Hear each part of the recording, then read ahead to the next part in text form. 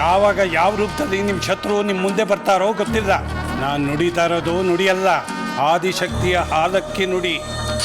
ವಿಷ್ಣುಪುರದಲ್ಲಿರುವ ಗರುಡ ದೇವಸ್ಥಾನಕ್ಕೆ ಹೋಗಿ ಪೂಜೆ ಮಾಡಿಸ್ಕೊಂಡು ಬರಬೇಕು.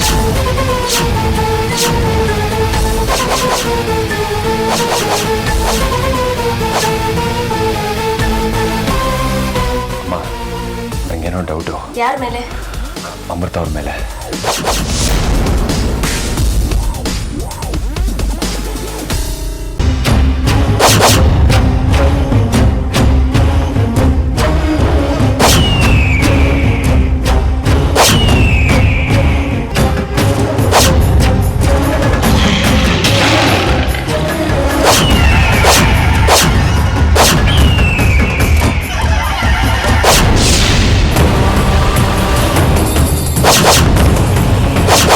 ಇದಕ್ಕಿದ್ದಾಗ ಏನಾಯ್ತು?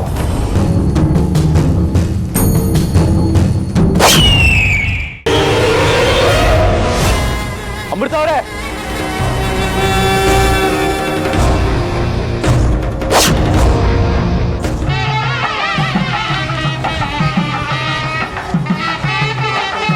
ಅವನು ಅದು ಹೇಗೆ ಪೂಜೆನ ನೆರವೇರಿಸ್ತಾನೆ ಅಂತ ನಾನು ನೋಡ್ತೀನಿ.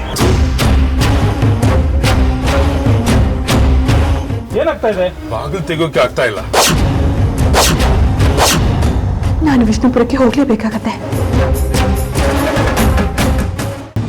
ಊರಿನ ಮುಖ್ಯ ದ್ವಾರದಲ್ಲಿ ಹಾಕಿದೆಯಲ್ಲ ಗರುಡ ಭಸ್ಮದ ರೇಖೆನ, ಅದನ್ನು ಅಳಿಸ್ತೀನಿ.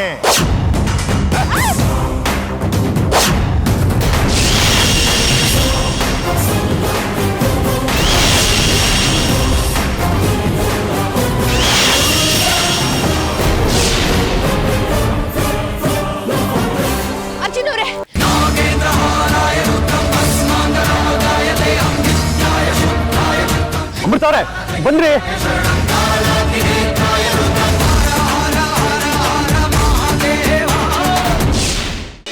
ನಾನು ಸಮಾಧಿ ಆಗ್ತೀನಿ.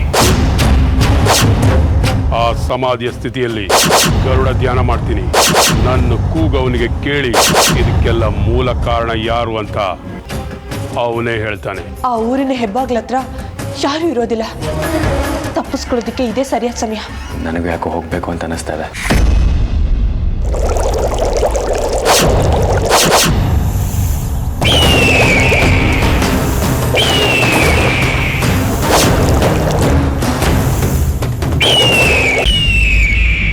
ದೇವಸ್ಥಾನದಲ್ಲಿ ಒಂದು ಮುಖ್ಯವಾದ ಪೂಜೆ ಇದೆ, ನಾನು ಅದಕ್ಕೆ ಕೂರಲೇಬೇಕು. ಹಾಗಾದ್ರೆ ನಾವು ಸಹ ನಿಮ್ಮ ಜೊತೆ ಬರ್ತೀವಿ ದೇವಸ್ಥಾನಕ್ಕೆ. ಅದು ಸಾಧ್ಯನೇ ಇಲ್ಲ. ಇಷ್ಟು ವರ್ಷದಿಂದ ನೀವು ಬಯಸ್ತಾ ಇದ್ದ ಆ ನಾಗಮಣಿ ಕೂಡ ನಿಮ್ಮ ಕೈವಶ ಆಗುತ್ತೆ.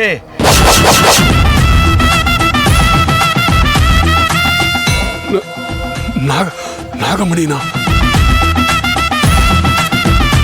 ಹೌದು.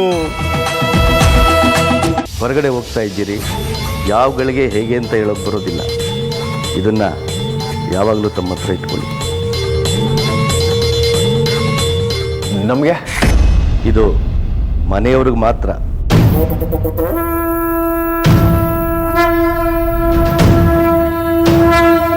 ಸುಳ್ಳು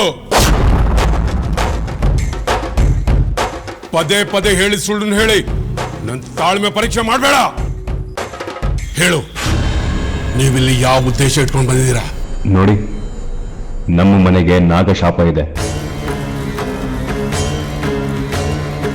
ವಿಷ್ಣುಪುರದಲ್ಲಿರೋ ದೇವಸ್ಥಾನಕ್ಕೆ ಹೋಗಿ ಪೂಜೆ ಹೋಮ ಮಾಡಿಸ್ಕೊಂಡು ಬಂದ್ರೆ ನಮ್ಮ ಮನೆ ಕವ್ದಿರೋ ನಾಗಶಾಪ ನಿವಾರಣೆ ಆಗುತ್ತೆ ಅಂತ ಯಾರೋ ಹೇಳಿದ್ರು. ಅದಕ್ಕೆ ನಾವು ಇಲ್ಲಿಗೆ ಬಂದಿದ್ದು.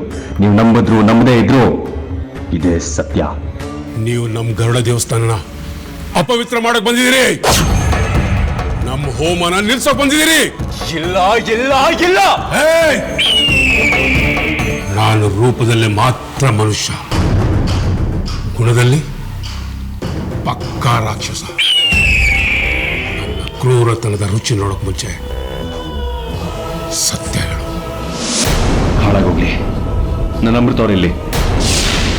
ಅವಳು ಎಲ್ಲಿರ್ಬೇಕೋ ಅಲ್ಲಿದ್ದಾಳೆ.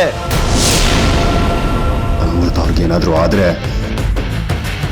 ನಾನು ನಿಮ್ ಯಾರನ್ನೂ ಸುಮ್ಮನೆ ಬಿಡೋದಿಲ್ಲ. ನಮ್ಮನ್ ಬಿಡೋದಿರ್ಲಿ, ಮೊದಲು ನೀನ್ ಇಲ್ಲಿಂದ ಜೀವಂತವಾಗಿ ಹೇಗೆ ಹೋಗ್ತೀಯ ನೋಡು. ಇವನ್ ಸಹಾಯದಿಂದ ನಾನು ನನ್ನ ಗುರಿನ ಸಾಧಿಸ್ಬೋದು. ಇವರನ್ನ ನಾನು ಇಲ್ಲಿಗೆ ಕರ್ಕೊಂಡ್ ಬಂದಿದ್ದು ಒಳ್ಳೇದೇ ಆಯ್ತು.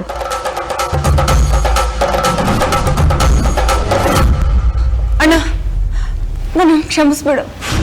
ಯಾಕಮ್ಮ? ಕ್ಷಮೆ ಕೇಳುವಂತ ತಪ್ಪು ನೀನೇನ್ ಮಾಡಿದ್ಯಾ? ಅರ್ಜುನ್ ಅಮೃತ ಅವ್ರ ಬಗ್ಗೆ ಹಿಂದೆ ಮುಂದೆ ತಿಳ್ಕೊಳ್ಳದೆ ಅವ್ರನ್ನ ಊರಿಗೆ ಕರ್ಕೊಂಡ್ ಬಂದಿದ್ದು ಅಲ್ಲದೆ ದೇವಸ್ಥಾನಕ್ಕೂ ಕರ್ಕೊಂಡ್ಬಂದು ಪೂಜೆ ಹಾಳಾಗೋದಕ್ಕೂ ಒಂದ್ ರೀತಿಯಲ್ಲಿ ನಾನೇ ಕಾರಣ ಆಗ್ಬಿಟ್ಟೆ. ನೀನ್ ತಪ್ಪು ಮಾಡಿಲ್ಲ ತಂಗಿ, ತಪ್ಪು ಮಾಡಿಲ್ಲ. ನೀನ್ ನಮ್ಗೆ ಉಪಕಾರನೇ ಮಾಡಿದ್ಯಾ. ನಾನು ಉಪಕಾರ ಮಾಡಿದ್ದೀನ? ಹೌದು, ಇವ್ರನ್ನ ಕರ್ಕೊಂಡು ಬಂದಿರೋದು ಉಪಕಾರನೇ.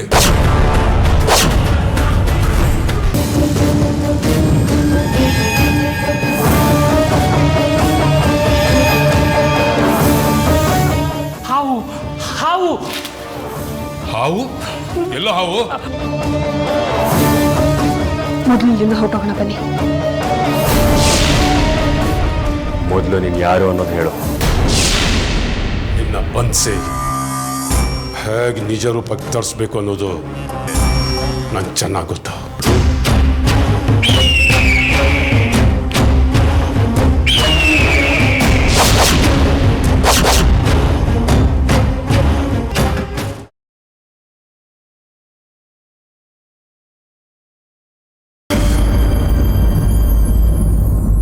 ಹುಡುಗಿ, ಏನ್ ಮಾಡ್ತಾ ಇದೀಯ ನೀನು?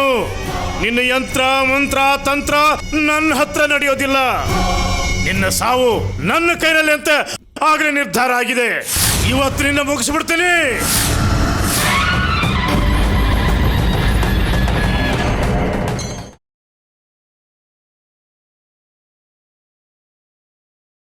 ಗೊತ್ತಾ ಮಾಮಗೆ ಮೀನ್ ಸಾರು ಇಷ್ಟ ಅಂತ ಬೆಳಗ್ಗೆನೆ ಇದ್ದು ಎಲ್ಲ ತಯಾರಿ ಮಾಡ್ಕೊಂಡು ಬಂದಿದ್ದೀನಿ.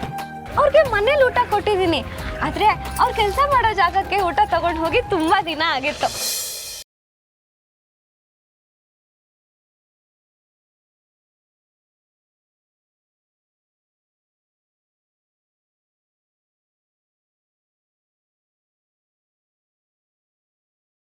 ಇದೇನಿದು ಗಾಳಿ ಇವತ್ತು ಈ ಕಡೆ ಬೀಸ್ತಿದೆ? ಏನಿಲ್ಲ ಮಾವ, ನಿಮ್ಗೋಸ್ಕರ ಅಂತ ಬೆಳಗ್ಗೆನೆ ಎದ್ದು ಅಡ್ಗೆ ಮಾಡ್ಕೊಂಡು ಬಂದಿದ್ದೀನಿ. ಏನಾದ್ರೂ ಸ್ಪೆಷಲ್ಲಾ? ನಿಮ್ಗೆ ಇಷ್ಟವಾಗಿರೋ ಮೀನೂಟ ತಂದಿದ್ದೀನಿ ಮಾವ, ತಿಂತೀರಾ ಅಲ್ವಾ?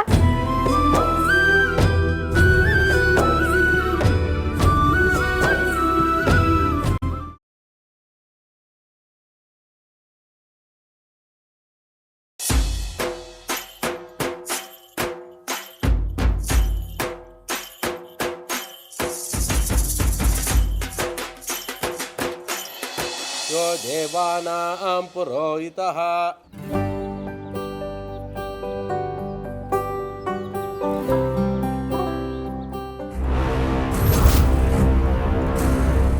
ಅಯ್ಯೋ ಕಮ್ಲಿ, ಸಾರಿ, ಕೈ ತಾಕಿ ಬೈ ಮಿಸ್ಸಾಗಿ ಆಗೋಯ್ತು. ನೀವೆಲ್ಲ ಇಲ್ಲೇ ಇರಿ, ನಾನು ಹೋಗಿ ಬಟ್ಟೆ ಬದಲಾಯಿಸ್ಕೊ ಬರ್ತೀನಿ.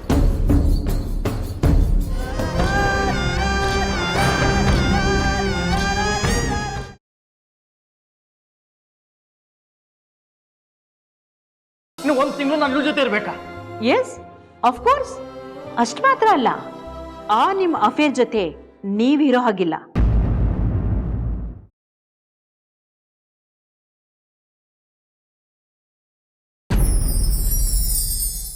ನೀನು ಅಪ್ಪಣ್ಣನ ಮದುವೆ ಆದ ದಿನಾನೇ ನಾನು ನಿನ್ನ ಕಥೆ ಮುಗಿಸ್ಬಿಡಬೇಕಾಗಿತ್ತು. ಆಗೋ ತಪ್ಪಿಸ್ಕೊಂಡ್ಬಿಟ್ಟೆ. ನನ್ನ ತಂಗಿ ಬಯಸಿದ್ದ ಬದುಕನ್ನು ನೀನು ಕಿತ್ಕೊಂಡ್ಬಿಟ್ಟೆ. ನೀನು ಬದುಕಿರಬಾರ್ದು, ನೀನು ಬದುಕಿರಬಾರ್ದು. ಸಾಯಿ ಸಾಯಿ ಸಾಯಿ.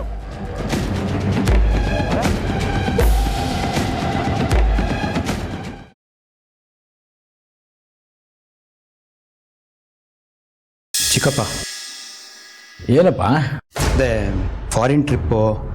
ಗೀತಾ ಲಕ್ಕಿ ಹೋಗಲ್ಲ ಅಂತ ಹೇಳಿದ್ರಲ್ಲ, ಕ್ಯಾನ್ಸಲೇ ಮಾಡಿಸ್ಬಿಟ್ಟೆ. ನಾನು ಪಿಂಕಿ ಅವರು ಹೋಗ್ಬೋದಲ್ವಾ? ಲಕ್ಕಿ ಗೀತಾ ಹೋಗದೇ ಇದ್ರೂ ಪರವಾಗಿಲ್ಲ, ನಾವು ಹೋಗ್ತೀವಿ ಅನ್ನೋದು ನಿನ್ನ ಮಾತಿನ ಉದ್ದೇಶ. ಆಯ್ತು, ಹೋಗಿ ಬನ್ನಿ. ಅಪ್ಪ, ಮನ್ಸು ಬದಲಾಯಿಸಿದ್ದೀನಿ. ನಾನು ಗೀತಾ ಫಾರಿನ್ ಟ್ರಿಪ್ ಹೋಗಿ ಬರ್ತೀವಿ.